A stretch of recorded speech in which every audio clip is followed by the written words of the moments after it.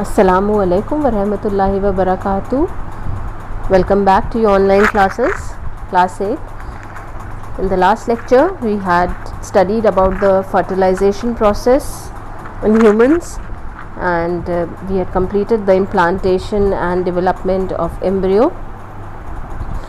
And I had told you about the cell differentiation and the attachment of the embryo to the placenta, then about the fetus, and then the gestation period. Today I will revise it and move on to the last part of this chapter, that is the growth, the stages of growth in the life of a human being. So let's quickly revise the fertilization process and the implantation and development of embryo. I had told you the process of fertilization is what? It is basically the fusion of the sperm and the egg to form a zygote. You can see there are so many sperms which are deposited into the vagina of a female, right? You can see millions. We cannot see, of course, the millions, but they are numerous that you can see. But actually there are millions of sperms which are released into the vagina, but only a few of them reach the ovum. And where is the ovum present?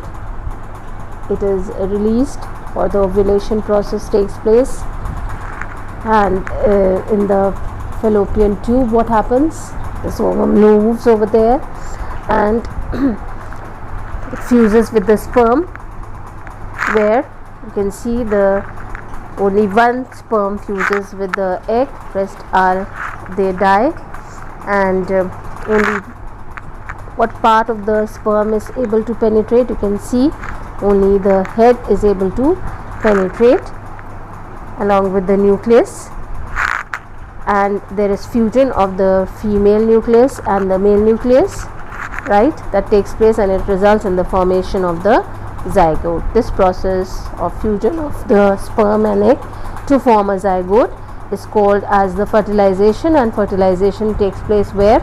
It takes place in the fallopian tube. Is it clear? Now you can see after the fusion process, the process of implantation takes place, but before that what happens is that the zygote, which is the fusion of the male and the female egg cells, that is the sperm and the egg to form a zygote, they divide rapidly and repeatedly to form a ball of many cells. You can see, right? This is becoming many celled, and it is moving down the fallopian tube. It sinks into the soft and thick wall of the uterus and gets fixed. This fixing of the embryo in the wall of the uterus for further development is called implantation, right? And this state is called as pregnancy. And in this process what happens, or in this particular after the implantation, or while the implantation is taking place, then what happens? The cell differentiation takes place, that is the cells begin to form groups that form different types of tissues and organs and organ systems of the body. That is, the differentiation process starts, and the embryo is attached to the uterus, that is the zygote. When it becomes many cell, called an embryo, that is the ball of many cells is called as the embryo. This embryo is attached to the uterus by the placenta, and it provides nutrition to the growing embryo. You can see how this placenta provides nutrition. You can see this is a cord-like structure, right? And it is attached, the fetus is attached to the embryo is attached to the mothers. This is in continuation, that is the nutrition is provided to the mother's blood, to the placenta, and the embryo is surrounded by a sac-like membrane filled with a fluid, and this is called as the amnion, and the fluid which is inside is known as the amniotic fluid, which protects and it acts as a cushion and protects the growing embryo and this embryo continues to grow in the uterus, and gradually you can see it has developed in the uterus and had formed its various parts, that is hand, legs, eyes, ears, everything. And this stage of the embryo, in which all the body parts can be identified, is called the fetus, right? So this period from the fertilization of the egg till the birth of the baby is called the gestation period. Now in humans it is about, I have told you, it's around 9th month, which is around 280 days, and when the fetus is fully developed, the muscles of the uterus contract to push the baby out from the womb, and the mother gives birth to the baby. The baby is born, and once the baby is born, the process of growth starts, that is, which was occurring inside the uterus now will occur outside, and this includes the 4 basic stages in the life of a human being. So these 4 stages of growth.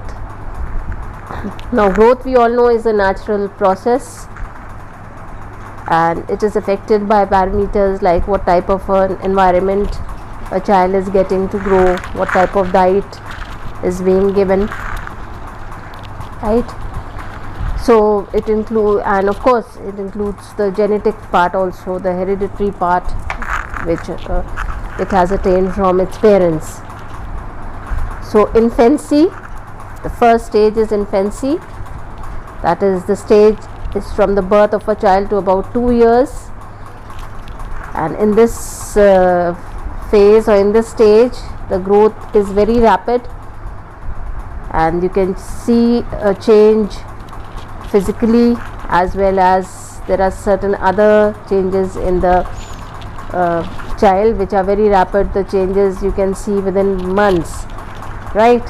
And the child grows rapidly. There is increase in the height of the child, and from toddler it turns into he learns to stand, sit, other things, to talk.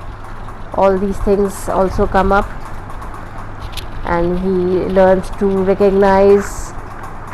And as a child keeps on growing, the next stage, the infant, at this stage, the human being at this stage is known as a toddler or an infant. Then the stage comes of childhood, that is, the stage is between the age group of 3 to 11 years, right? And in this 3 to 11 years, there are various changes which are also rapid, occur in the body. There is more increase in the height. Then apart from this, a person's development takes place, social, physical and mental development also is there, learns many skills also, and recognizes people, and there are other changes as well. The next stage is adolescence. The stage is between 11 to 19 years, right? And puberty occurs in this period. During this phase, what happens, that the reproductive cells start forming, that is, the production of sex hormones and reproductive cells start in a body or a girl. That is, the process of ovulation takes place in the females, and in the males the formation of sperms also take place, and there is development of the reproductive organs. Then there are changes in the body of the females as well as the males. For example, in the female there is development of breast, then the broadening of the pelvic area, the lower area, then start or the onset of the menstrual cycle, the change in the emotional and physical changes, although those physical changes are not in terms of the increase in height and all, but you can see other changes, and the whole body develops quickly. In the males there is development, there is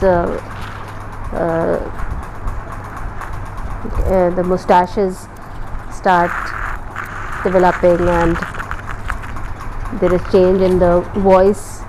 It turns hoarse, it turns heavy. Then again the height, as compared to the females, the males height does not increase so much, so it is not that rapid. It is in the later stage, and between 16 to 19 years that is more rapid in males. And there is development of body hair in both male and female in various places. So these are some of the changes which take place, and this is the age which is governed by the production of sex hormones and reproductive cells. There are so many changes which can be observed. So this stage is called as adolescence or puberty, and the human body undergoes several changes during this phase, and it becomes sexually mature to reproduce, right? So it is sexually mature because the ovulation process and the formation of the production of sperm in males has started, and an individual becomes sexually mature to reproduce.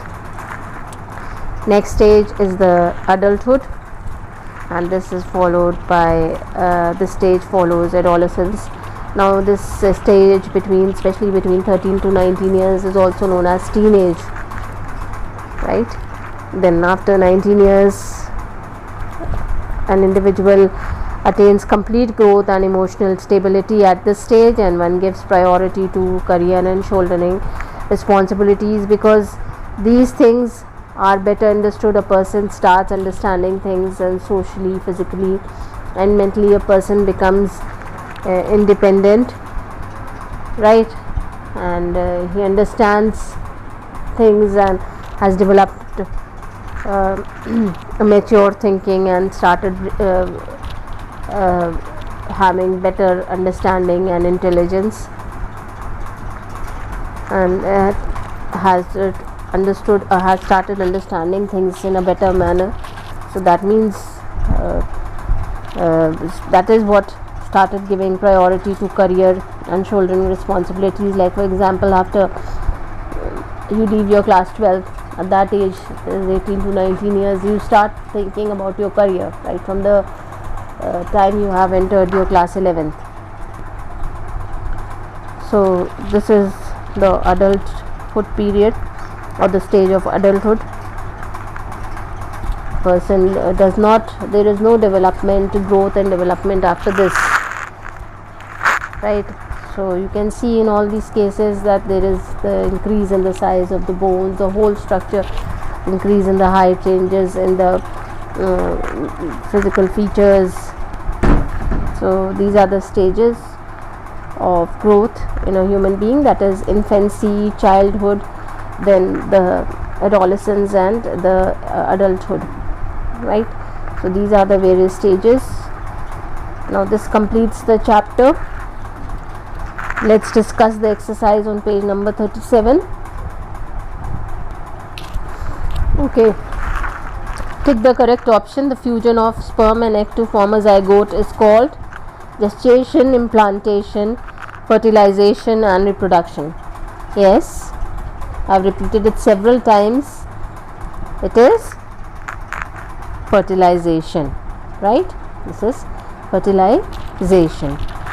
Then proceeding on to the next page, that is page number 38.